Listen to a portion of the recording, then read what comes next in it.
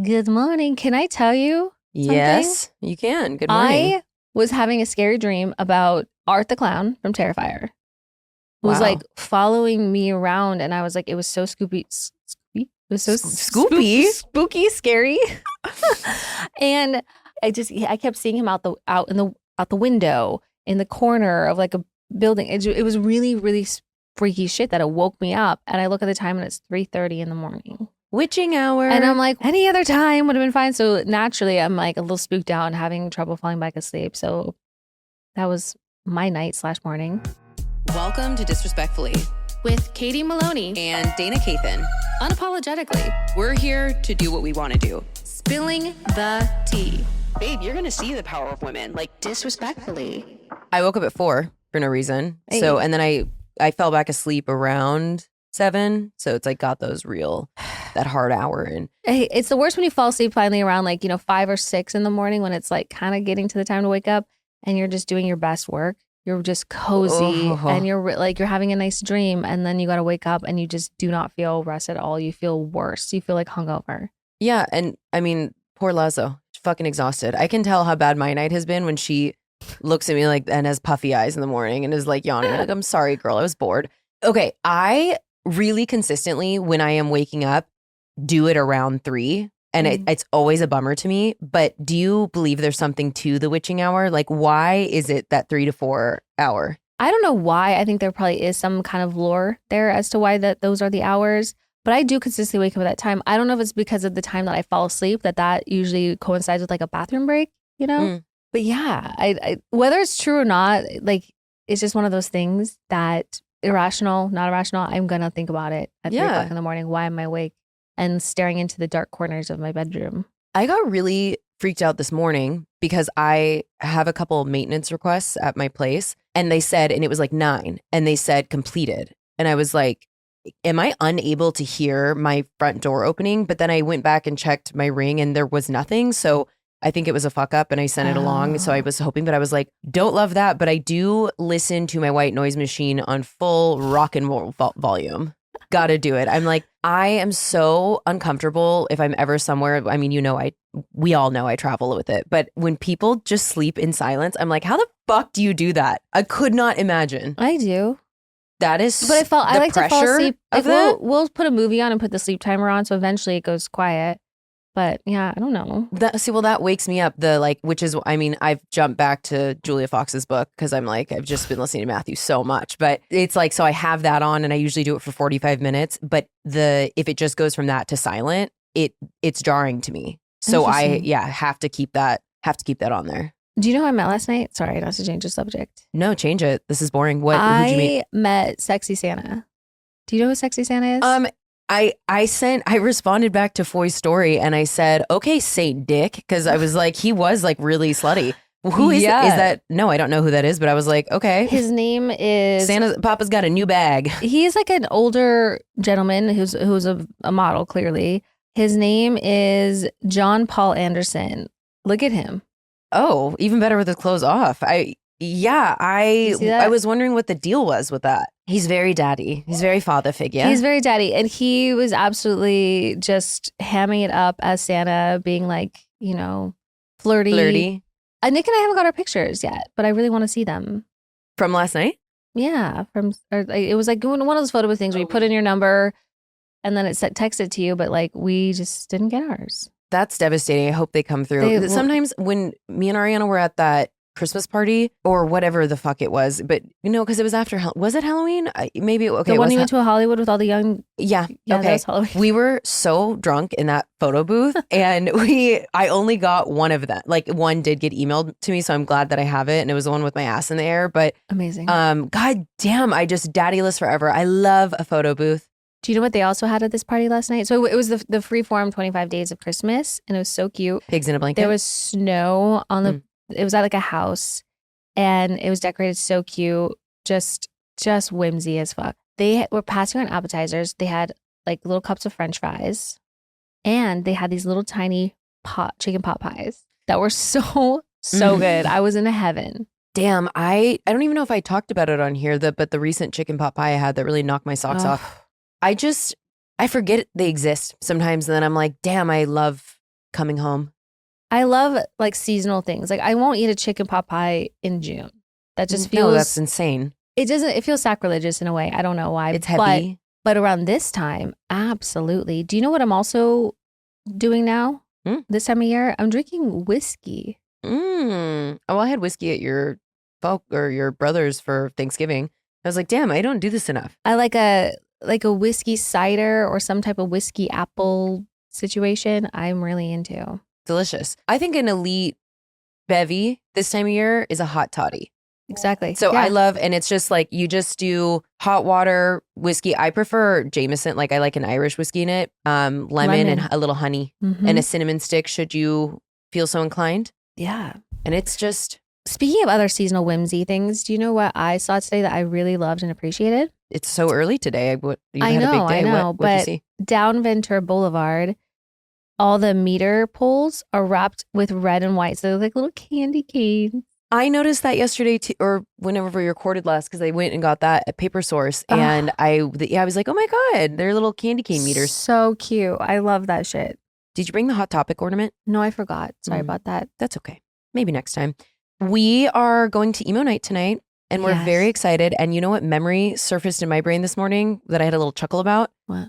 Fleur being so shit faced. It was the December one last year. So it's been a year. Oh, has it? It has. And Fleur, don't get mad at me for telling the story. I feel like we have maybe talked about it, but the emo night day. Okay, I was thinking of a regular emo night. Yeah, the emo night day. Oh yeah. Because she's celiac, so she can't eat. And you and I were housing corn dogs. I got the giant one. Pizza and corn dogs. Yeah, and something else. And that's when I thought I ate my fake lip ring because I was like eating all that food, and I was like, those are gone. Like, I don't know where those are. It's in your belly. But she hadn't eaten, and we were drunk too, but we had eaten, and she was so shit canned by the end of the night.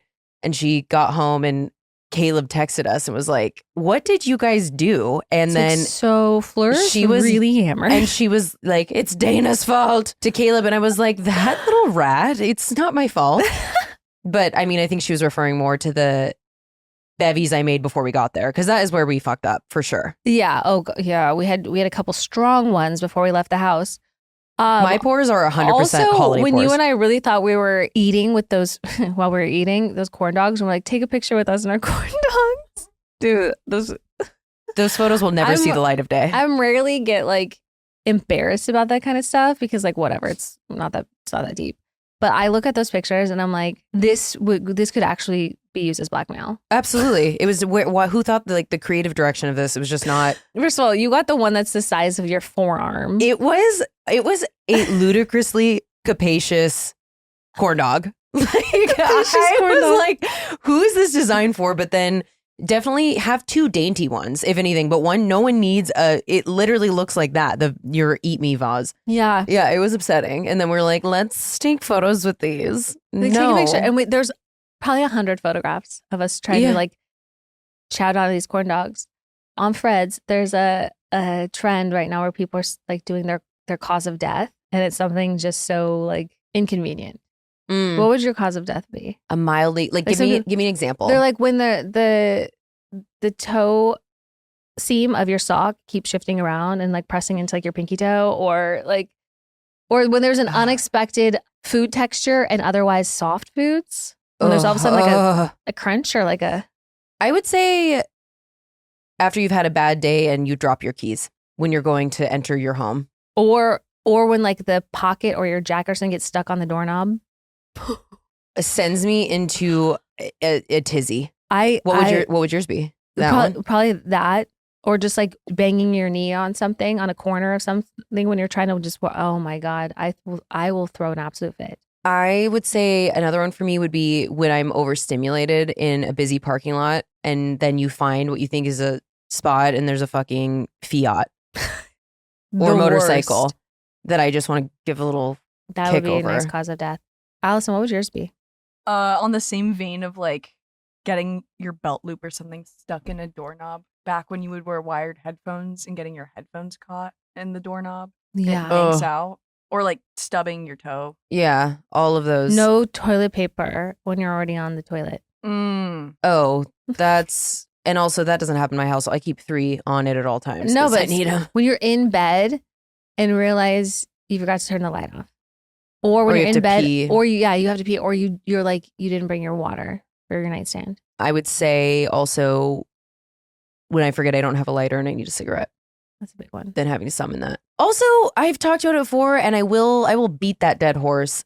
The way you posted that photo of us smoking, people were commenting on, like, someone was like, the only thing worse than Dayna smoking is posting a photo with it.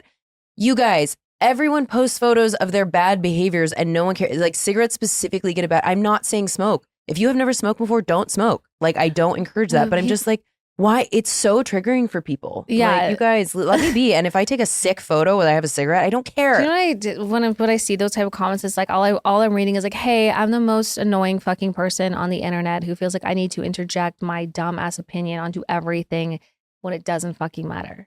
Someone just scroll along. You don't like it? Scroll along. Scroll away. The other day, I made a TikTok about eating beans on toast. I found the actual British ones, the Heinz in the tomato sauce. Ooh, it was good. But I made it like an ASMR. Like, I was being silly, like tapping on things, but then just like, cutting the bread. And someone commented on it. It was like, can you please stop tapping? Oh my God, give up the tapping. I was at Raleigh's, went into her kitchen to find as many items as I could and just tapped on all of them. And then was like, why are we telling people what to do? All the time. Block me if you don't like it. People are just too in other people's business. Oh, wait. I have one more update before we do this. You guys, I blocked Billy McFarland on TikTok. He is going around that island acting manic, shouting. He's like screaming at everyone. And the thing is, what he wants is attention. And I know I'm giving it to him here right now. But I made a TikTok last night and I was like, look, I'm not trying to tell you what to do, but you should protect your peace and block him. Like, he is just... I feel very fortunate that I never see his videos. I know you would never want this and I don't want to platform him, but part of me wants him on just so I can literally say it to his fucking face. I'm like, you are a grifter weirdo, and that's what I think. Actually, I'm lying. One more last thing. Okay. Maybe we'll talk about it next week because I don't think I've seen it yet, but I did start the Diddy documentary put out by 50 Cent, and it is 4 episodes, and I'm like a little bit into the second. It's pretty... How many episodes is it, or parts is it? 4. Okay. And it is, it's not great. Something that is great, one last thing. Do you know what I started last night that Michaela was talking about that is so sexy? Oh, the hockey Heated rivalry. I gotta watch that on Max. I'm only 1 episode in. It's about these hockey players, and it's kind of like a taboo thing, and it's a love story. The sex scenes are very sexual. They both have nice butts, and I'm not even like into men's butts, but theirs smell nice. Do you think they use body doubles? I don't know. I can't tell, but they have fucking cake for days, and I'm like jealous. But anyway, I also just really appreciate the way it's shot. Like, it's beautifully done. So I'm really excited to get going on that. Okay, I'm going to watch that too. Okay, great. I just haven't had time. I've been busy. Busy bee? Yes. Busy bee? Things that... They're just like, it's the holidays, rushing around. I got Christmas nights to look at. Yeah. I got Christmas parties to go to. I got emo nights to attend. Yeah. This is your busiest time of year. You basically are Santa. Yeah. I know how he feels, at least. Uh-huh. Anyway... We're going to start with some Coven core, but just a friendly reminder, please keep sending in your WWDDs and Heauxmetown Heroes to disrespectfullypod@gmail.com. Yes, no need to please. hide your yawn. It's okay. Am I Am boring you? No, I'm just desperate for oxygen, I guess. All right, let's jump into some Coven core. Amanda F. says, circle back, update amazing news.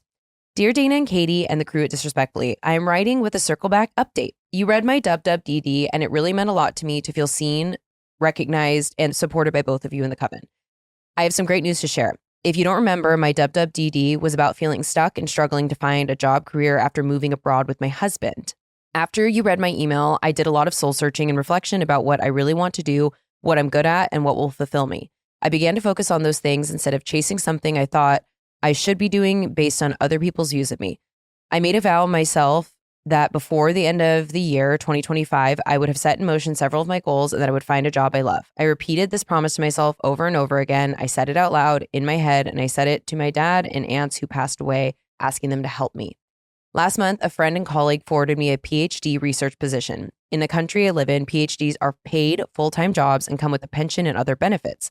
The moment I saw the call for applications, I felt in my heart, my soul, and my gut, everywhere, that it was for me.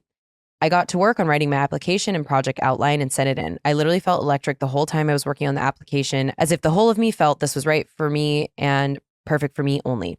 I sent in the application. 2 weeks later, I received an email asking me to come in for an interview. I was shocked, but also knew it was right. The interview was great. The people were super nice, and I felt at home right away. This was a place for me. I just knew it. They called my references the next day, and then it was a waiting game. It took so long that I almost lost hope, but there was something inside me that wouldn't give up. Then one day, just before I was heading to the doctor to check my asthma, I looked at my email. It was from the hiring committee. I was so scared to read the email, but when I opened it, it said that the dean had ranked me as number 1 for the position and asked me if I would accept the offer. I couldn't believe what I was reading, so I asked my husband to read it because I thought maybe I was oxygen deprived because of the asthma. He read it and stood there in shock and said, "You got it." I still feel like I'm floating on a cloud of happiness. This job offer took over 20 years of work to get to, and it's been a lifelong dream to get my doctorate. We grew up so poor and education was not accessible. Racism was something that always stood in our way. However, I never gave up, and especially after hearing your thoughts on my WWDD, I knew I had to keep trying. I start January 1st, the contract is signed, and I smile every time I think about it. More than anything, I am grateful for the support network I have, my family, and this podcast and the Coven. The community you two have created is beautiful, strong, and unapologetically real. Thank you, Dayna, Katie, and the crew for being so fucking awesome. There's no other way to say it. Hey, love you, bye. That makes me want to cry. I'm so happy for you. I'm so happy for you, and we don't always get to hear back from everyone, and it's like that is just why we do this. And I'm so proud of you. Congratulations. And the fact that we even had a little tiny part of that just warms my heart. No, you are weepy. I know, oh my God. my eyes, things are blurry, but no, I'm just so happy for you. That's so exciting. I think it's like really words are spells. Thoughts are powerful. Manifestation is powerful. I don't care what anyone says. That shit fucking works. And I don't know if it's just about mind over matter and getting yourself in the mindset and just like kind of letting everything else follow suit, but it's beautiful. I also really love that you talk to your dad and aunts, because I talk to my mom like when I'm scared or unsure or want help with something, and I believe in that. I really do. So, well, congrats again. Congratulations if you're a Wicked fan. All right, should we get into some slutty stories, some hometown heroes? I think we should. You know what? The world is super stressful right now. People are coughing. And the last thing we need to worry about is getting groceries. Imagine having your weekly cart filled for you with personalized picks, then shipped right to your door, taking all of the work off your plate. Increds. Hungry takes the stress out of grocery shopping by filling your cart with personalized selections that get smarter with every order. From smoothies and kid snacks to sweets, salad kits, supplements, and more, there's something for every taste and nutrition goal. Hungry. Whether you're gluten-free, dairy-free, high-protein, focused on your gut health, or whatever, Hungry helps you eat well. After a quick quiz, their smart cart technology recommends groceries and supplements tailored to your needs, like having a little personal shopper that learns what works for you. Hungry Root helps you save by reducing food waste and avoiding impulse grocery buys, because that is my biggest problem. Their best price program offers great value on over 100 popular products. And with our offer, you'll get a free item like a premium protein, veggie, or sweet treat in every box for life. Hungry Root holds all its foods to high standards, screening over 200 additives like high fructose corn syrup, preservatives, and artificial sweeteners. They source top quality meat and seafood with no hormones or antibiotics, offer organic and non-GMO options, and stock trusted brands like Oatly, Vital Farms, Harmless Harvest, and so many more. I recently ordered my favorite lemon pepper chicken and cilantro lime rice, and it was delicious as always. Oh, yum yum in my dum-dum. And now with it being the busiest time of year, I find there's even less time and available brain power for grocery shopping. Hungry Root not only saves us money for gifts by cutting down on food waste, but it also can save you a trip to the cold grocery store by delivering all your needs right to your door each week. It's so cold in there. Mm-hmm. Take advantage of this exclusive offer. For a limited time, get 40% off your first box, plus get a free item in every box for life. Go to hungryroot.com/disrespectfully and use code disrespectfully. That's hungryroot.com/disrespectfully, code disrespectfully to get 40% off your first box and a free item of your choice for life. I've got a crazy story for the Coven this holiday season. I was deep in a peaceful winter slumber when I was visited by 3 ghosts. They made me go on a terrifying adventure where I saw my death, all while wearing my nightgown, which was nothing. Ever since, I've been grinding my teeth, and that's why I use Remy night guards. Dayna, that is so real. So valid. It was scary. At least the night guard part. Because approximately 30% of U.S. adults grind or clench their teeth at night. Remy's custom night guards are clinically tested to prevent teeth grinding, reduce jaw tension, and facial muscle strain. And most importantly, improve sleep quality. You'll get the same professional quality and comfort as a night guard from the dentist, but Remy costs you 80% less and is much more convenient than having to go into a dentist office to get one. And as an added cost benefit, you can use your HSA/FSA credits toward your night guard at checkout. Here's how it works. Remy will send the impression kit right to your door with step-by-step instructions on how to get your perfect impression. Then Remy ships your custom fit night guard made right in good old Las Vegas to wherever you are. So pop in that night guard, baby. Protect your teeth. Exactly, Diva. No waiting rooms, no overpriced bills, just a better way to protect your teeth while you sleep. Try Remy risk-free. Go to shopremy.com/disrespectfully and use code disrespectfully to get up to 50% off your night guard at checkout. That's 50% off at shopremi.com/disrespectfully with code disrespectfully. Thanks, Remy, for sponsoring this episode. Thank you, Remy. Anonymous says, ladies. Oh, wait, by the way, more Coven core, because Nick is part of the Coven. He was listening to our Friday podcast, and he's just like, I love when you guys acknowledge that you guys were picking the similar stories and stuff like that. Today? Yeah. Because that man gets up at 5 and has had a whole day before he even started. Yeah, no, but he was so just acknowledging how how funny and cute it is that we pick similar stories to read. But anyway, I hope you guys like that too. I feel like it gives like a little theme to the episode sometimes that we didn't plan. No, it's always such a fun treat. Yeah. Surprise. Anyway, go ahead. Anonymous says, ladies, please keep me anonymous. If you read on the pod, I already did it, so you're welcome. I'm just listening to the episode with Sergio, and I wanted to let you know that I appreciate hearing this more serious than usual and important conversation. I have really been pondering many of these topics and ideas this year. It has been especially hard for me for a number of reasons: single mom, federal employee, friendship, relationship challenges. And I just keep coming back to the idea that in general, we are losing a sense of society and in a smaller sense, community. It seems too many people are out for themselves only, forgetting that they live in and should be a part of a society and look out for each other, and kindness and compassion is the key for that to be successful. I also really appreciate the conversation and honesty this year has revealed so many people who have been able to live in the in-between of truths and hot button topics. Boy, that has helped me weed out the people in my life and energy. It's nice to know that people are having similar ideas and concerns to mine, and having you bring these up in conversation is not only heartwarming, but brings a sense of hope that we can solve some of these issues in the future. I love listening every week and often save the Wednesday episode for Friday so I can listen to you longer at work. Disrespectfully and whimsically yours, Anonymous. P.S. I think we're really making headway as a serious threat to the male ego patriarchy, and that's why we're seeing so many negative things. They're scared, LOL. P.P.S. Can you make a list of books like favorite reads? Mine is The Night Circus by Erin Morgenstern, and it's absolute magic.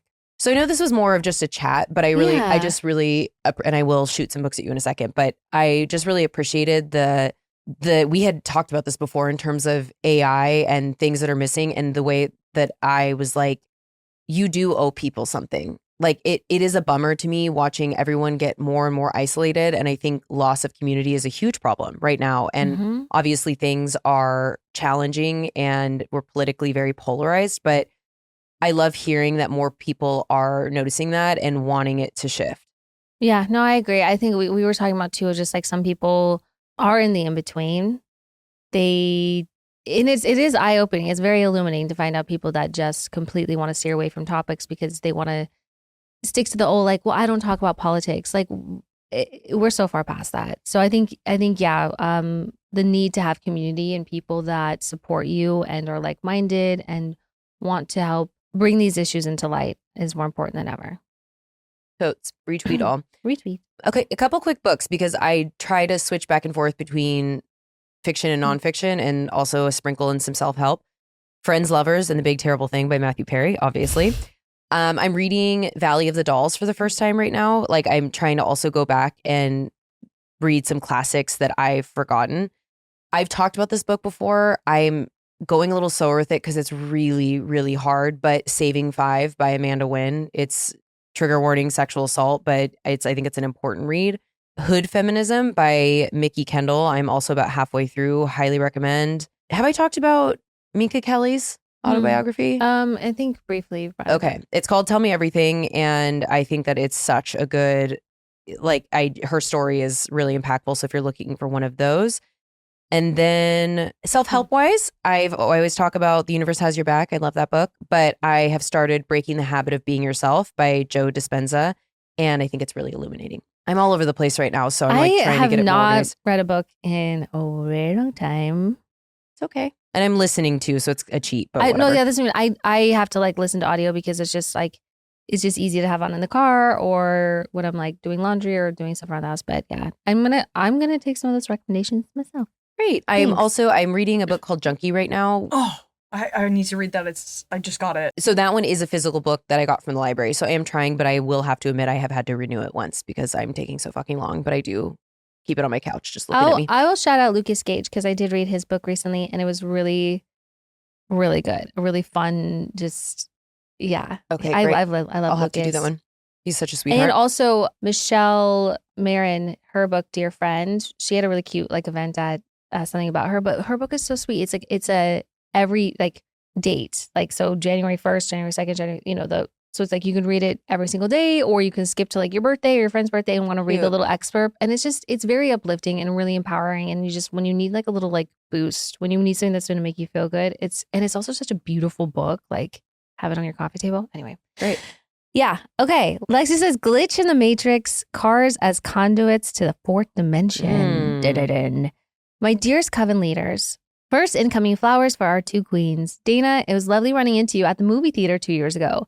You were grabbing drinks for yourself and Logan, and I was walking into It Ends With Us. And immediately we bonded over how off the press tour surrounding the movie felt, and oh, how right we were.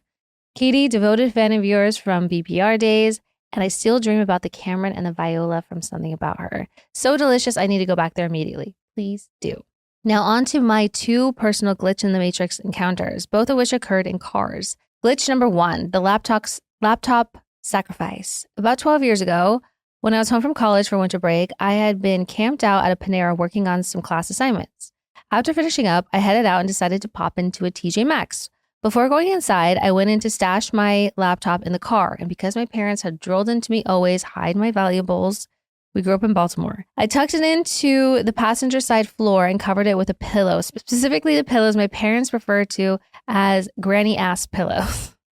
Granny's ass pillow, which was the cushion my grandma kept in the car to stay comfortable. I need one of those, I think. Wait, that is such a like granny thing. I love that. I love it. While I was in TJ Maxx, the skies opened up and it started absolutely downpouring. When the rain finally let up and I got back to the car, I reached for my laptop. It was soaked, completely waterlogged, destroyed, drowned, deceased. Meanwhile, Granny's ass pillow, the very item sitting directly on top of it, was bone dry. I didn't accidentally leave the window cracked open. There was definitely no AC dripping. Because it was cold as fuck in Maryland in the winter, obviously you wouldn't have that on. The car had never leaked before and never leaked again. No mystery puddles before this and none after. So genuinely why did the universe murder my laptop? That is so weird. That's weird that the pillow was... If nothing around it was wet at all, but that was interesting. And glitch number 2, the impossible dream catcher. Fast forward about 7 years, my friend and I were driving to a concert at the Santa Barbara Bowl. When we parked at our hotel, I started fussing with the dream catcher I had just put in my rearview mirror. The beaded loop wasn't stretchy, so I had just been using a piece of string to attach to it. Out of nowhere, while I was retying the string, the dream catcher suddenly slipped cleanly through the solid plastic at the back of the mirror, so weird, and landed in a perfect hanging position. Even though the loop is rigid and physically should not fit around anything. That would have bugged me the fuck out. Yeah. It was as if the beaded loop temporarily phased through matter. I literally said, what the fuck? That was a glitch in the Matrix, and made my friend inspect it. She shrugged it off, but I'm still completely baffled. And yes, I refuse to cut it down to this day, just in case it's anchoring some cosmic or soul level thread I'm not meant to mess with. I totally get that. Mm-hmm. Between these moments and countless items, I've lost belongings to the void and various cars. I'm now convinced that vehicles are secret portals to alternative dimensions. Curious if either of you had glitchy car experiences that make you suspect the same. That's all for now. Thank you for being exactly who you are. I hope our paths cross somewhere in LA. With love and light and mild existential confusion, Lexi. I mean, listen, your car, you had the glitch in your car, so maybe you're right that cars are portals. Right. I mean, also, I was kind of having a weird day the other day, and I decided to watch Interstellar because I wasn't even trying to have a good night. And God damn, that movie's so good, but such a bummer. But it's so interesting the way they tell those stories and like what it's all connected to. And I just feel like dying's a bummer, but I am excited for the secrets of the universe one day. Like that's cool. Like I just believe some things cannot be explained away, and I love that. Have you ever talked about the Akashic records? Because we will at some point, but I really want to unpack that with you. It's fucking nuts. I think we have, but I want to, because I don't totally know. Let me look it up and let's talk about it next week. Do a little recon and then we'll come back. For being a writer and like vocabulary, I'm a really bad speller. And sometimes I go to Google it after and I'm like, the way that I even just put that, that's for me, I'd rather have you look at like my porn history search than my Google history search in terms of spelling. Yeah, no, those one like TikTok things where it's like, he went through my phone and found something so more embarrassing than like nudes or something, and it's like somebody doing like really simple math in their calculator. It's like 11 minus 3. It was like 15 minus 8. She was like this. Anyway, look, that's our people. I saw one recently too that was like, if someone asked me to reduce a fraction, I would just start crying, and I'm like 100%. Period. Kate says, validating Dayna. Hi, ladies. I just listened to the episode where Dayna shared her story about knocking on the guy's door and him unnecessarily freaking out. I had the opposite thing happen to me. I was dating a girl and we went to an event together. I drove us back to her place in her car because she was wasted and I wasn't drinking at the time. She lived in Brooklyn and the place she parked her car was a few blocks away from where she lives. So I dropped her off at home and went to park the car. She took her house key with her and told me to knock when I got back. I parked the car, and when I got to her apartment and knocked, no answer. I knocked loud enough so anyone in the house who would wake up would definitely hear. I figured she fell asleep and didn't want to wake her up her 4 roommates, so I slid her car key under the door and bailed. This was before Uber, so I had to take the bus back to my apartment at 2 a.m. The next day, she was furious that I left. She went off on me about how I should have knocked loud enough to wake some people up and let me in. Needless to say, we stopped dating shortly after. Anyway, that's all to say that it's a tough situation to find yourself in, and people have very different and apparently very passionate beliefs about it. For what it's worth, I would never be mad at my hot girlfriend for banging on my door in the middle of the night. So that guy's such a tool. Love you guys in the pod so much. Kate. Yeah, I'm like, that is the inverse of what happened. It's funny because that was like about over a year ago now. And I look back on that and I'm like, that is insane that I let anyone talk to me that way, but also that I felt so bummed out about it. And he was a fucking freak. Like, truly. I've had a similar thing happen to me when I've come home. I've definitely had some drinks, order Taco Bell on Postmates, fall asleep before it gets there, and then I wake up and it's just like they just drop it off at the door so they don't knock, but it's just being like, what the fuck? Oh, that's back in Seattle in the days living with Randy and Courtney, the amount of Domino's pizzas that and by the way, we like were on texting basis with some of the employees. And so they were like, love you girls. I'm assuming you fell asleep. You keep us in business. Just left it outside. And we're like, oh, this is dark. And then you wake up and it's just been sitting out all night. You can't even eat it. And you're hungover because you should have eaten. There's times I definitely had tried to eat it. I'm not going to lie. Oh, I have. I'm like, preservatives. It's fine. We talk about my in the buff fridge burritos. It's just like, is what it fucking is. Yeah. Chelsea says, hello, my heroes. I only found this podcast a few months ago, so I've been able to binge this podcast and it's been incredible. Welcome to the Coven. Tell your friends. I wanted to tell you my very real, very ghostly story, and I'm really glad you're into this shit too. This is actually a long one. I'm not holding back. I relocated with my family to Scotland a while ago, and part of the company's relocation temptation plan was letting us live in a castle. Same. Would you want to live in a castle? Fuck yeah, I would. You wouldn't? Seems chilly. I don't know. Well, you light a little fire. Okay. You wear fur. Just kidding. I don't know. I would love to live in a castle. It would be really scary, but I would like it. This was a castle with 11 bedrooms, 9 bathrooms, 3 living rooms, and grounds that could fit a football field or a par 3 golf hole. It was 3 stories high. The 3rd floor is a different story in itself, but I'll tell you about our 2nd floor ghost. Eat it. Most nights, due to my brothers being in boarding school, my dad and I traveling for work, it was just my mom, me, and our beloved dog in the castle by ourselves. Wait, also just really quick, Edith is such a good ghost name. It's great. Like it's like it's perfect. Yeah. Or like Ruth. Mm-hmm. Great ghost name. Yeah. Okay. When we moved in, the landlord told us to use the house as we please, but to leave the last room of the main hallway alone. We were not to decorate or move whatever was in it, or basically do anything because it was Edith's room and she still used it. Obviously, this led to a lot of questions, but since we didn't actually need 11 bedrooms, it didn't really affect us, so we left it. Every night, my mom and I would be watching TV downstairs or just hanging out in the kitchen, and without fail, at exactly 8 p.m., we would hear footsteps walking down the hallway above us. The dog would be on edge and growling too. We would hear the last door of the hallway open and close, and that was it. Turns out that was Edith's bedtime, and she was punctual.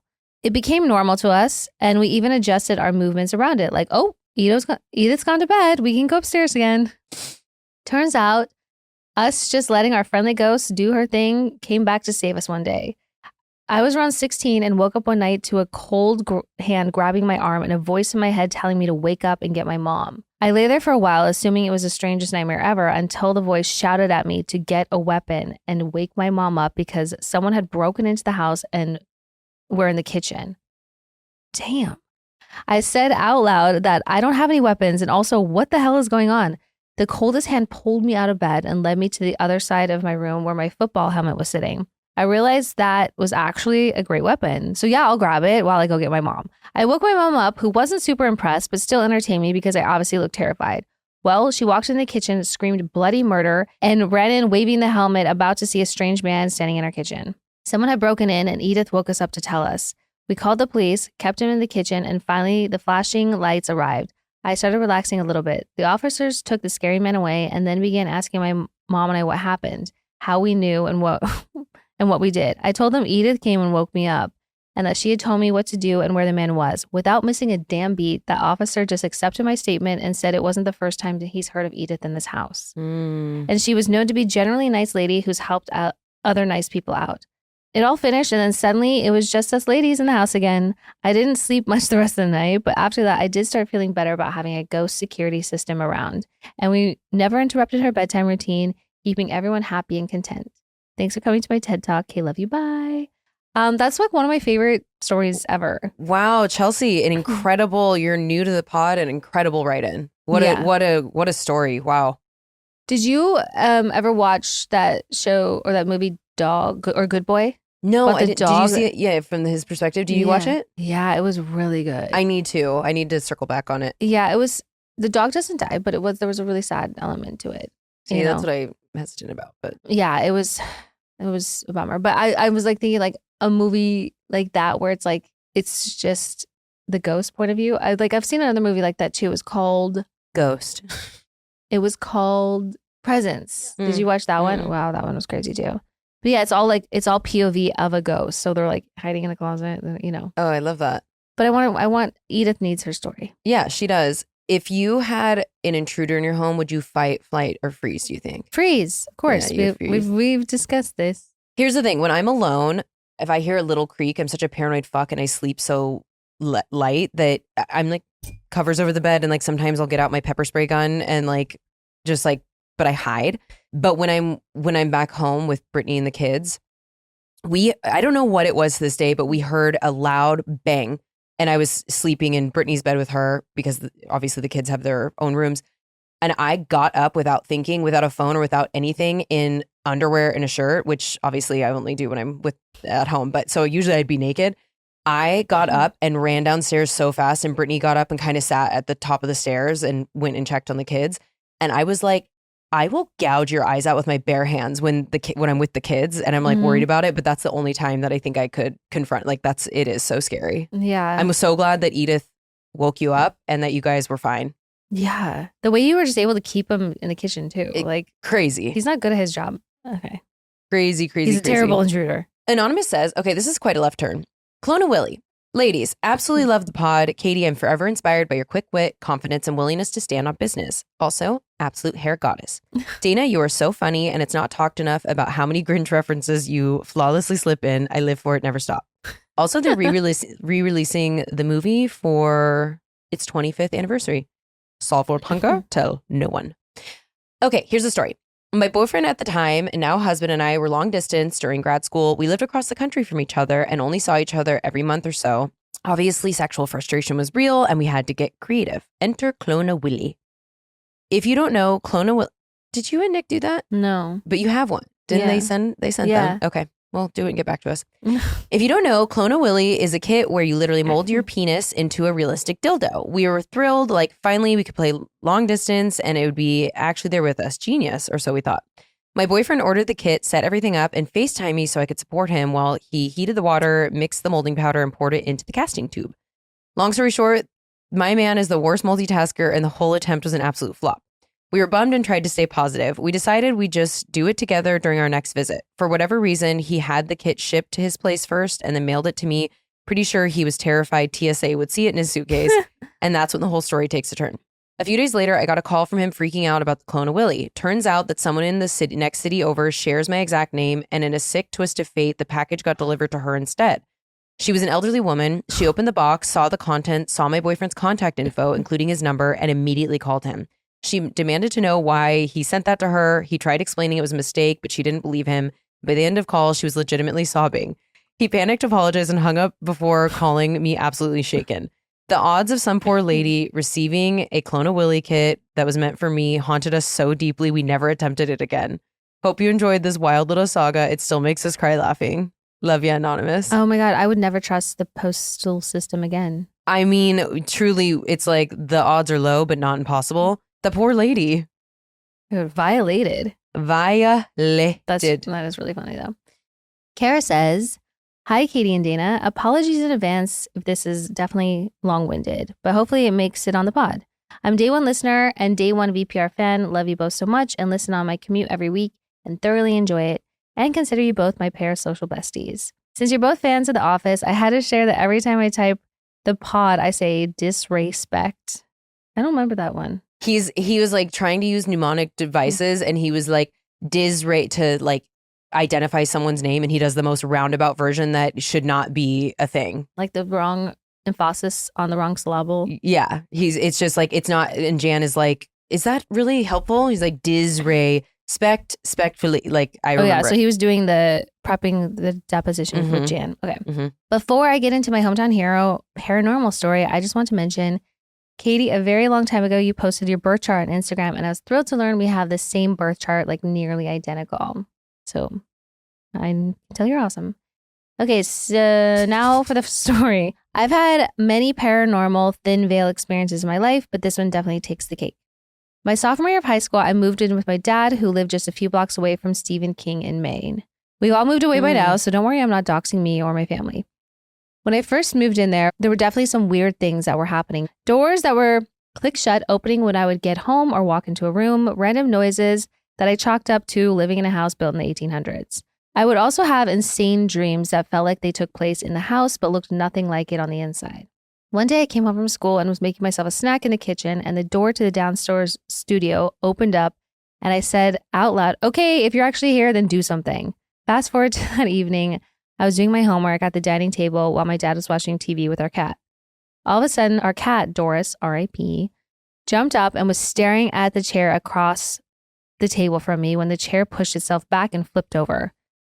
Ooh. So not only did the ghost follow directions, but she was timely with it too. Naturally, we did some research into the history of the house and learned that the downstairs studio had been a speakeasy during the Prohibition era that had a fire with one casualty, the live-in maid who was around 16, same age as me at the time. After the chair incident, more things would happen, like my things moving around in my room. I'd purposely move things to see if she would move them. And the dream still continued, but nothing as crazy as the chair. I have a ton of other stories about my paranormal experiences and dead family member visitation dreams, but we'll save those for another time.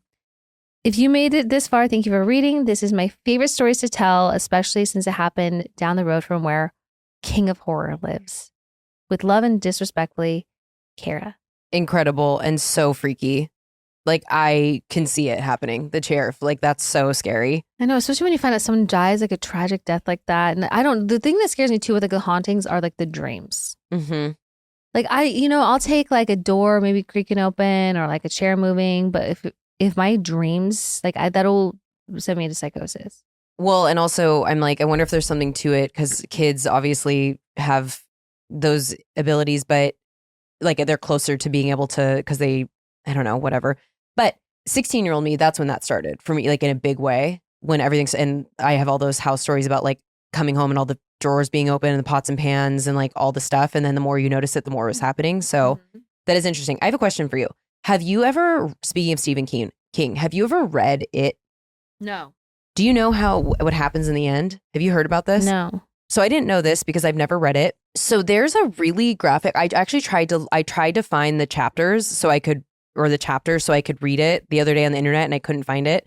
But there's a really graphic orgy scene between the kids. What? Yeah, and he allegedly, there's been whispers about him and Epstein, and like obviously to have that mind to be able to write these stories, who knows? But I thought that was really upsetting. That was so Like, very weird choice. to Very, make. very strange creative decision. Don't like that. So obviously they cut it out of the movie. So Oh. thank Godney. Anywho, on that note, should we solve some problems? Let's do it. Want to do some WWDD? What would Dayna do? What would disrespectfully do? Antonio says, "Hi, Dayna and Katie. I'm a day one listener and OG Vanderpump Rules fan. Love you both and how strong, confident, smart, and outspoken you are. Dayna, when they brought you on season 8, I prayed you would be the only newbie to stay, but I totally get why you didn't. Anyways, I need some advice, please. I'm a 27-year-old bi Hispanic living in a small city outside Houston with my family, which is a Christian Baptist family. I have my own space, but it is still my parents' property, so hard to bring people over. I've never dated men, only women. With guys, I never felt comfortable enough to start anything because where would it go if my family doesn't know who I am?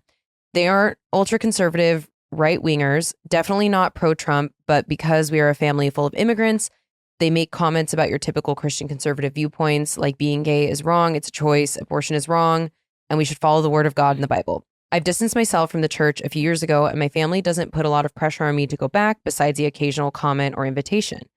I've not come out to my parents or my 2 sisters, but my friends all know, and a couple of my cousins that made it a safe space for me to confide in. I have been feeling like I want to come out and tell them just so I can live fully in my truth, but I'm scared of the repercussions. I think they would still love and support me, but I'm scared of the possibility of being rejected and judged by the people I love most.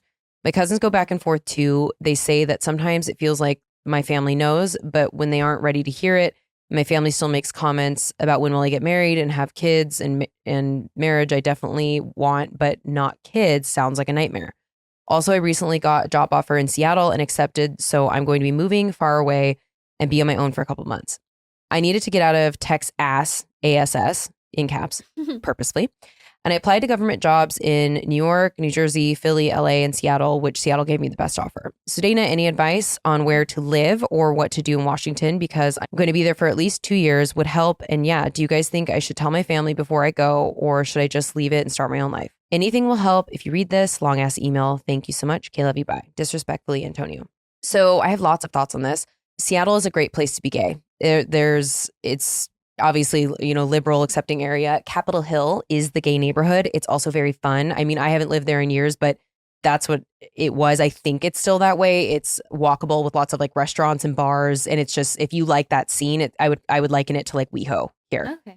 So yeah, I would say absolutely look into that, but you can't really go wrong in the main hubs and like neighborhoods. I lived in Queen Anne for years. It was very fun. That's more calm. I would liken it to the Valley here. So it's kind of whatever you're looking for is what it would depend on. In terms of your family, I understand your feelings. It is scary to come out, even if you think that your safety net and the people closest to you are 100% going to be on your side. It still is a big thing. Mm-hmm. Look, life is short, and I based on what you described, I do feel like your family would still love and support you, but it's a heavy burden to have a big part of yourself having to be hidden. Yeah. And to be loved is to be seen. And so I personally am a proponent of, if you feel like you can, you should. And maybe they have different viewpoints, but it's also, if you want to start dating the same sex and you're feeling like you can't, like, eventually you'll have to tell them in terms of like, what if your partner ends up being a man? So I would personally want them to be prepared for that ahead of time. And then also it's kind of a great setup because you're leaving for a while. That's what I was going to say. I think the timing is really great, that if you want to just unburden yourself with this and be able to just live openly as yourself, regardless of like who finds out about it, it's a really great time because you're not going to have to be around them and just hear like the comments and stuff that they might make on a daily basis. That could, I think that's a great idea. It takes bravery to be yourself and to live an authentic life, but there's so much reward in that. Absolutely. And we love you and support you and hope that it goes great. Yes. Anonymous says, hello, Dana, Katie, and the entire Disrespectfully team. This isn't my first rodeo, so I'll just say I love you ladies in the pod and get right to the point. So without getting into the weeds of our history, because, well, there's 5 years worth and we'd be here all day, I, 29 female, have been off and on with my ex, 39 male, since November of 2020. The short version is that the relationship became very toxic after about a year and a half, but lasted for 3. Our relationship included quite a bit of lying on his end, including him talking to a lot of other women behind my back and sleeping with at least one of them, and also just talking down to me in ways that really affected my self-esteem. We would also break up and get back together weeks, days, or sometimes even hours later. He was the one who broke up with me for good in September 2023, and then we were no contact for 6 months. When I had a very serious health issue come up, I reached out to him for emotional support, and we started talking on the phone a lot, like hours a day. And then there was a brief rekindling last summer of 2024 when we were seeing each other and hooking up for a few weeks. I was trying to be casual, but I will admit I got fully attached again during that time, only to have him say that he didn't want to be together and he couldn't keep sleeping with me knowing that I was in love with him. And he didn't feel the same way, even though every time we were together, he was always telling me he loved me. We were still in contact until March 2025, but only saw each other twice from September until then, and it was nothing more than holding hands and a peck kisses both times. In March, he said we needed to stop talking every day or neither of us would be able to move on, which is a fair point. So we went no contact again, and then he reached out to me over the summer to tell me that he was talking to his new girlfriend about me, and she wanted to help me because she's a doctor. She's a chiropractor. I told him that's nice, but no thanks, even though my mind was like, are you fucking crazy? That's so weird. Anyway, that relationship lasted about 4 months. They broke up in September, and now he has returned. Tale as old as time. Last Friday, I got a text at 10:30, hey. Then woke up around midnight and replied. He started talking about how he's been thinking about me a lot, and then he called me and we started catching up. The next you know, he's telling me how much he wants to see me, how much he wants me to see the house he bought and offers to come pick me up. Gosh. To come see him. I can't drive at night for medical reasons. And yes, I knew that there was a chance that something was going to happen, but mostly I just missed him. And I've really been struggling a lot. So I was like, fuck it. He's always been my comfort person. And I know that I'm that for him too. And so we started kissing. Girl, come on.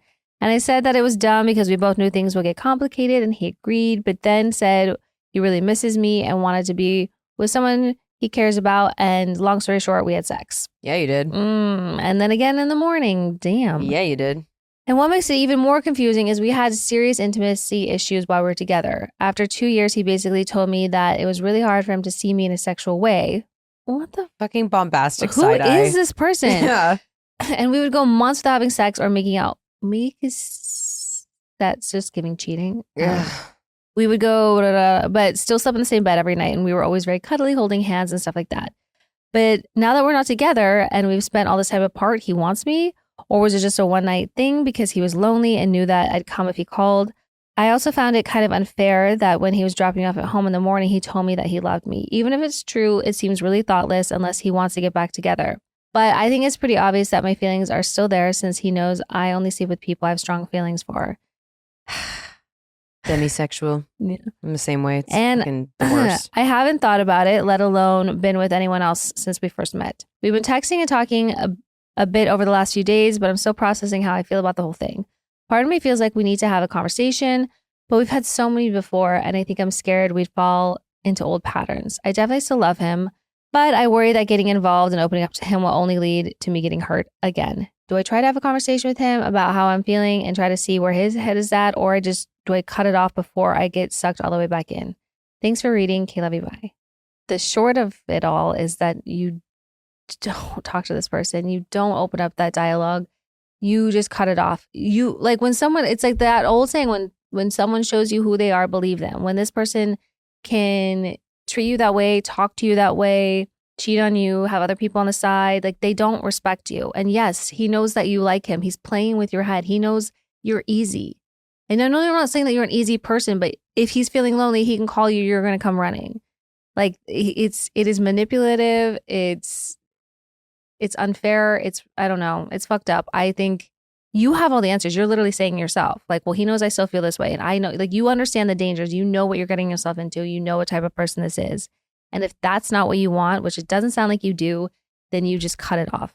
Well, hell yeah. And I think that you wrote this in because you wanted mothers to tell you we don't approve. And just so you know, we do not. We do not. Here's the thing. I also think that the part of the relationship where they were in a relationship and he didn't want to have sex speaks more to his emotional unavailability. And so now he doesn't feel like he has those burdens or inhibitions. So now he's feeling sexual. And it's just like speaks to where he is. I don't see this changing. I don't see it improving. And hear me when I say you deserve better. Like, yes, you deserve more than this. And you're going to find someone that loves, that's like Haley Williams' new song. Like someone's going to love me different. Yeah. Like you just deserve more than this. And I so understand how you feel connected and it is hard to move on from that. But when you're in that space and you realize you need to make this decision, highly recommend blocking. If you don't have the self-control, you got to block. You need to not look at social media. You need to just completely get this person out of your life. Like it's, and I'm not saying this from a place of judgment. It's hard. I know that it's hard. I feel you because like, I mean, we all can think back in our days in our history of like that one person that you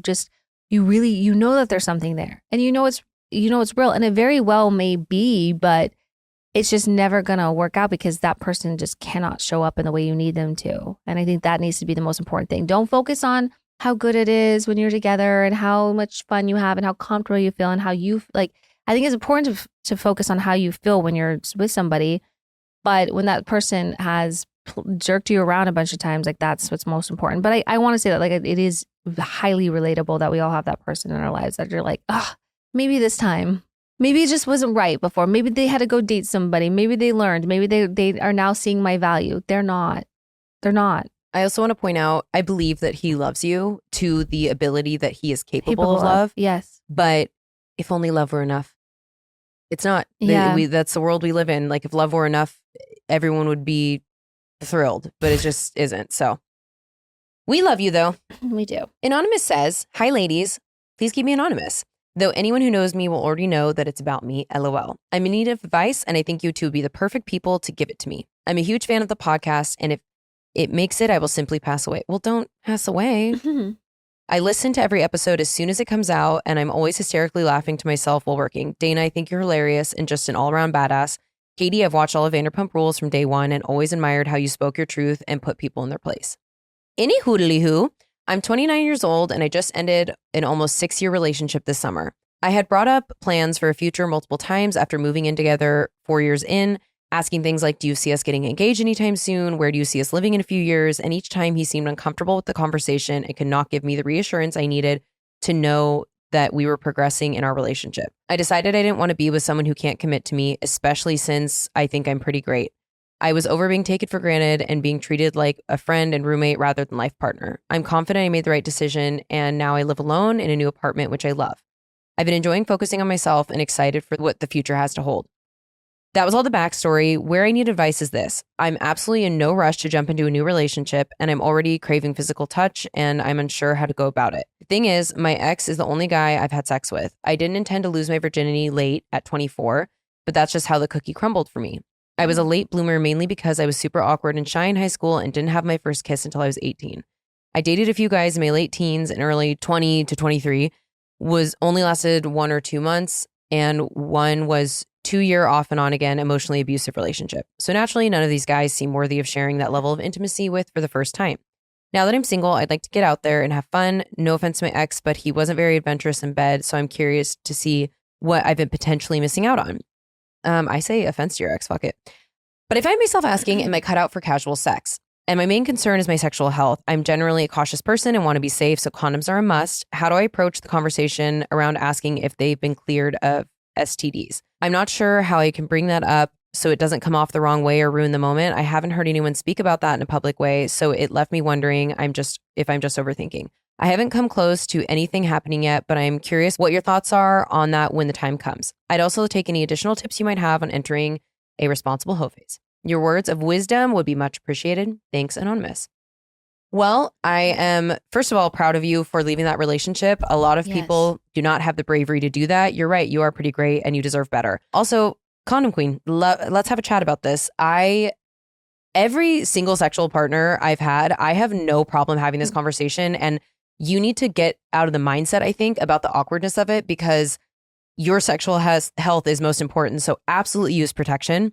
But also, I don't care if it's the first time you're sleeping with them. I don't care if it's a one night stand. You should say, hey, I have been tested. I know that I don't have any STIs, and I wanted to ask the last time you've been tested. Mhm. Like, have the conversation. And then if you're not feeling comfortable or good about the response, don't have sex with them. You don't owe anyone anything. You could be butt naked straddling someone. And if you decide you don't want to have sex, it's off the table. You don't have to have sex. So I think that I'm glad that you're thinking this way. I, especially as a single person, definitely am always worried about my sexual health. And it's more important to me than not feeling awkward. And I wish more people would do this. I mean, we talked about that Haley Biatch, who was like, Yeah. condoms are gross. No, use condoms. And then also responsible hoe face. You're asking if you don't know if casual sex is for you. Only one way to find out. Yeah. I'm really excited for you because you're 26. You have, you're so young. You have so much life to experience, so many things to, But yeah, I think it's just like that is just the adult thing to do, to bring up those conversations with people. And and again, if anyone ever has an issue with it, rethink that. Rethink that, relationship entirely, because if somebody's not on top of the shit or mature enough to deal with it, there's going to be a million other problems that come with it as well. So that's just a big red flag. But I think, like Dana says, like, I know you don't know if things are for you because you haven't tried them yet. And it's just like, there's no time like the present. But yeah, always like check in with yourself and your comfortability and that you're doing everything that makes you feel good and feels empowering to you. But I feel really excited for you. Me too. I think you're just like, yeah, and you don't want to, trust me, you don't want to get married at 26. You want to experience life. Like but in 5 years from now, you're going to be like, you're going to be a completely different person. And so much of what you're doing right now and decisions you're making is shaping that. So I think look out for yourself, obviously protect yourself, but also just like have fun, like let go a little bit. Yeah, plot on a few Ds. Honestly, I'm like, you'll know pretty quickly if it's not for you. And like, Yes. unfortunately, I'm built that way that casual sex is just, I can't do it. It just doesn't work for me. There's ways of being adventurous that doesn't involve full-blown sex. Yeah, absolutely. Yeah. So, experiment, see what works for you. And also you might just find someone that you enjoy hooking up with and like maybe in a more like casual situation. So you're not having to sleep around. Just, this is the time to explore, figure it out, but love that you're worried about protecting yourself. You absolutely should, but we approve. Get into that hoe phase. I love a hoe face. Patty says, "Kay, love you. Hi, LOL." Oh, I like the spin on that. I love it too. First, what is your relationship name? Dady or Kanya? Kenya? I don't know what that would be. The people want to know. I don't know. We don't have one. I feel like Dady's cute. Kanya is like a little too close. I like Dady. I like Dady. That's cute.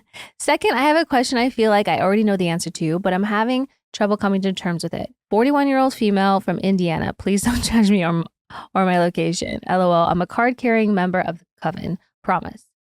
That's okay. Indiana is always one of those places where I'm just trying to think of the most random place.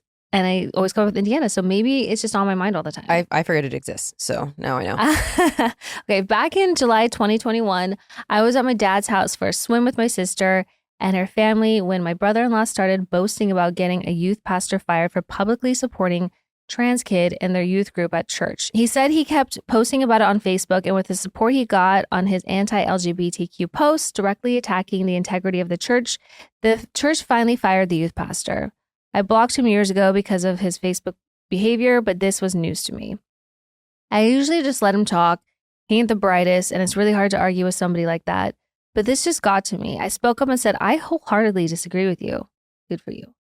For background, in another life, I used to be a youth pastor, and I can't imagine not supporting a member of my youth group for that. Duh, you're supposed to love everyone, right? The Bible's pretty clear on that point. Well, he didn't like that.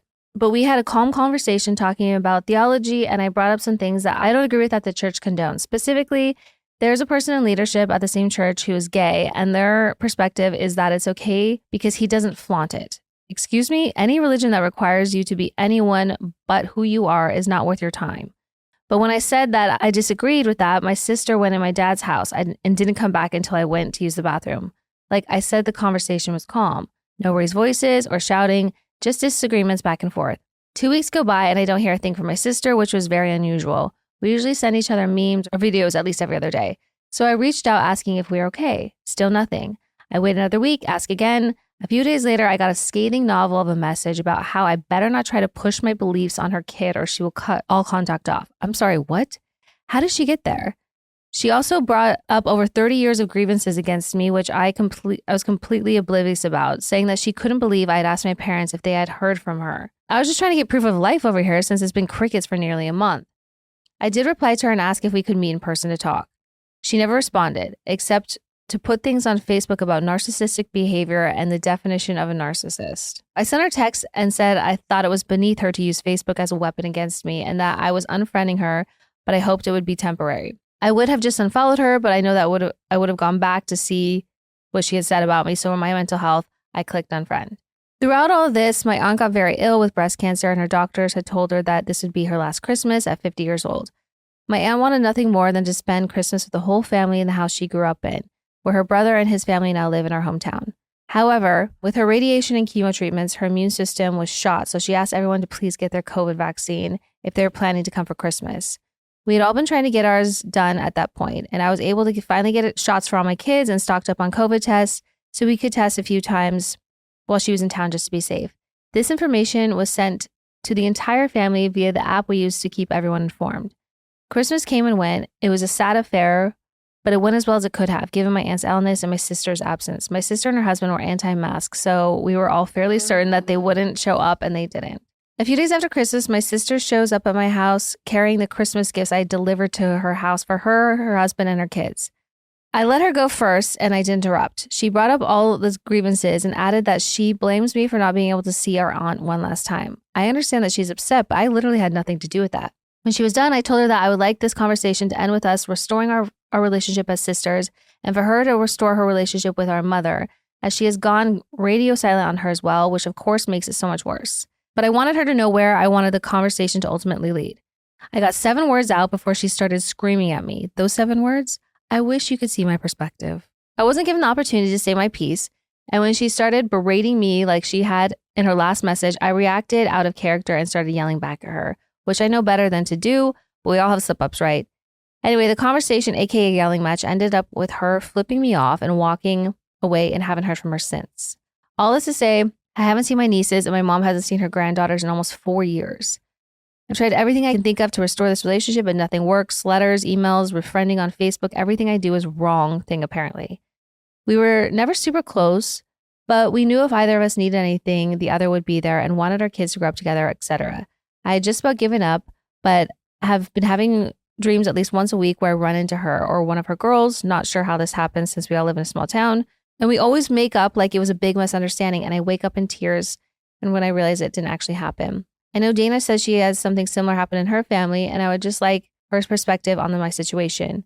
And my niece turns 18 in a few months. What are your thoughts if I were to reach out to her to try to restore our relationship? We had a special bond as I'm 6'2" and she was on her way to catching up to me. I desperately want to be there for her, and she went through adolescence, which isn't easy on anyone, but a unique experience for tall girls. Thanks for reading. We both are so comfortable in your own skin and tell it like it is. We need more of that in the world, so keep being you. Okay, love you, bye, Patty. That makes me so sad. Ugh, so sad. Especially when you just want nothing more than just to like reach across and make up, and it just can't. And I feel like we're just seeing more and more of that happening. I honestly, if I were you and like in these relationships are important, yeah, your niece is about to be 18. It can be fully up to her who she wants to interact with. But I know I'm not saying you haven't made peace, but it has been many years at this point that I think maybe just writing these people out of your life for your own peace of mind, for your own mental and emotional health, just so you can give that energy to something else. Yeah, absolutely. I mean, I think to Katie's point, when someone is 18, they are able to make that decision. I would say just keep your side of the street clean, like toe the line. That is their parents. So no need to be degrading to them, and, you know, keep it focused on the relationship you have. I would also say you need to set expectations and go into it knowing that the well may have been poisoned. And so it's possible that you would get rejected, but life is short. I mean, I know you all know how I feel about my niece. I literally could not imagine, like, that would just not be a thing. So there's also nothing I wouldn't do to try and have that relationship and at least give it the effort. But I think that you just go into it with realistic feelings about what might happen and definitely give it a try. But other than that, I don't really see what any of those other people are doing as far as like what they're serving in your life beyond stress and drama. Yeah. And guess what? It is sad. talked about this at length. I am no contact with my dad. It doesn't mean that it doesn't upset me, and it doesn't mean that it's not hard. It's just what was best for me. Yeah. So, well, that was a long-winded, windy episode, I think. Hope it helps. Do hope it helps. And I think that's it. That's it. Enjoy your weekend. Till next time. Until next time. Okay, love you. Bye. Okay, love you. Bye.